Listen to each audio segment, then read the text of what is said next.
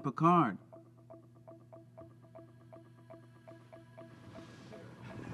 Beam me up to a future of peace, exploration, and whoops, is that a boom mic in the shot?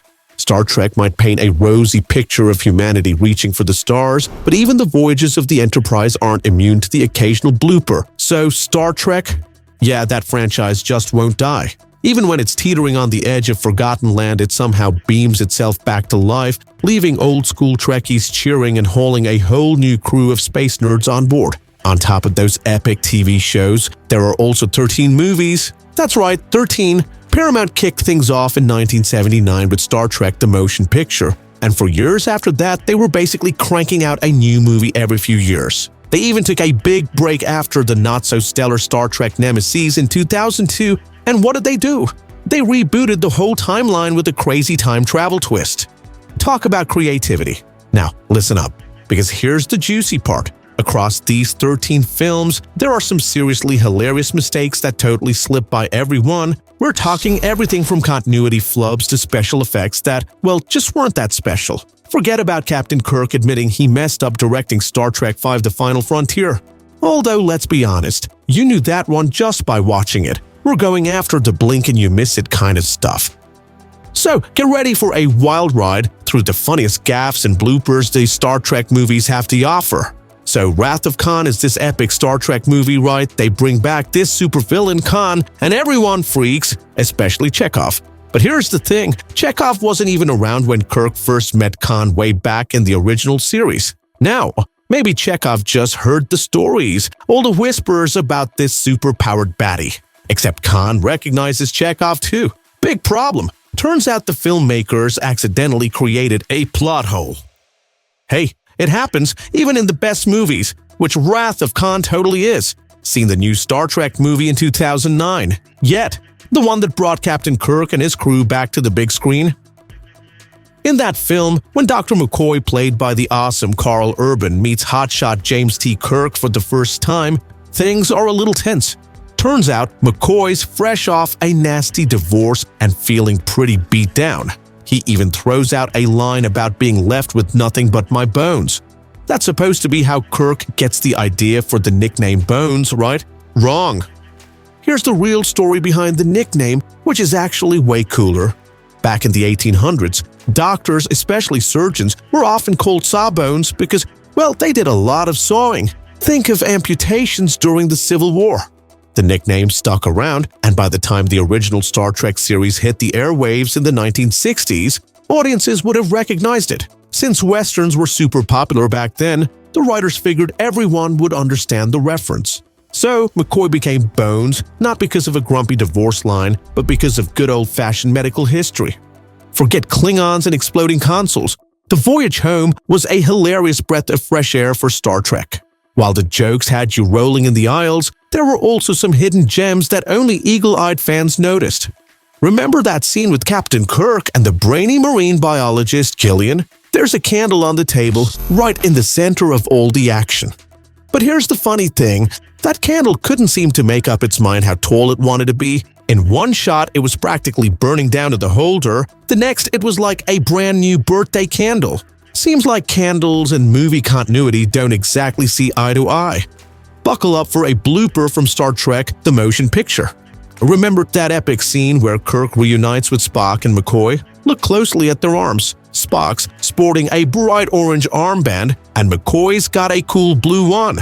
That makes sense, right? Here's the twist. In the blink of an eye, or maybe a few takes later, their armbands mysteriously switch.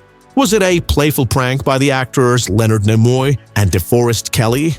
Did filming drag on for days, and they just forgot whose was whose? Maybe, maybe not. Die-hard fans even spun a theory that it foreshadowed some deeper connection between Spock and McCoy in a later movie. Doubtful, but hey, creativity gets points. Whatever the reason, this little continuity error adds a dash of goofiness to a grand space adventure. It's a reminder that even in the future, with warp drives and tricorders, sometimes things just get mixed up. Imagine watching Star Trek Nemesis now, knowing that the smooth criminal villain is played by none other than Tom Hardy in his baby-faced youth. This movie gets even more hilarious in hindsight. Apparently, Shinzon is supposed to be Captain Picard's long-lost clone, a secret Romulan weapon. But let's be real, folks. Patrick Stewart and Tom Hardy, twins? The only thing they share is being British. Did the producers think shaving Tom's head would magically turn him into Picard's evil twin? Honestly, the Romulans would have needed a better disguise if they ever wanted to fool the Federation with this artificial Picard. So, Star Trek V, The Final Frontier, not exactly a fan favorite. It swung for the fences with a deeply philosophical story, but thanks to a writer's strike and Hollywood pinching pennies, the whole thing ended up a bit bumpy. One head-scratcher in particular: why in a galaxy full of shiny new starships was Kirk leading the charge in a beat-up Enterprise? Sure, they say only Kirk can handle the mission, but come on, surely the Federation has a few spare spaceships lying around that don't creak like a haunted house. Did you get the attachment to the Enterprise? It's practically a character itself, but maybe Kirk could have borrowed a spiffy new vessel, beamed his trusty crew aboard, and saved the day in style. Who says you can't boldly go where no man has gone before in a ship that doesn't sound like it's about to fall apart? Forget the whole "was Generations a good movie" debate for a second. Let's talk about one weird detail that's kinda hard to ignore. Remember the big fight scene in Star Trek Generations, the one where Captain Kirk kicks butt for the last time? It all goes down on this barren rock called Viridian 3. That makes sense, right? No pesky civilians to get caught in the crossfire. But here's the thing, Viridian 3 is supposed to be totally deserted, with no living soul in sight. Except there are these clear-as-day road markings in the background. Like what? Did space dust magically arrange itself into a perfect highway? You decide. Boom, pow! Captain Kirk wasn't messing around in the 2009 Star Trek reboot. This wasn't your grandpa's Trek with slow burn pondering over space anomalies. This was flashy action sequences, explosions galore, and enough phaser fire to light up a supernova. The movie definitely moved at warp speed, which was kind of handy because the plot wasn't exactly stellar, pun intended. But hey, who needs a tight story when you have Captain Kirk channeling his inner action hero? Speaking of Kirk and phasers, there was a bit of a continuity glitch during the big finale. One minute he's sneaking onto a Romulan ship with his trusty phaser, the next blammo, he's wielding a Romulan pistol. Don't worry, he eventually gets his hands on the real deal, but that brief switcheroo sure had eagle-eyed Trekkies scratching their heads. So you've seen Vulcan in all sorts of Star Trek adventures, right?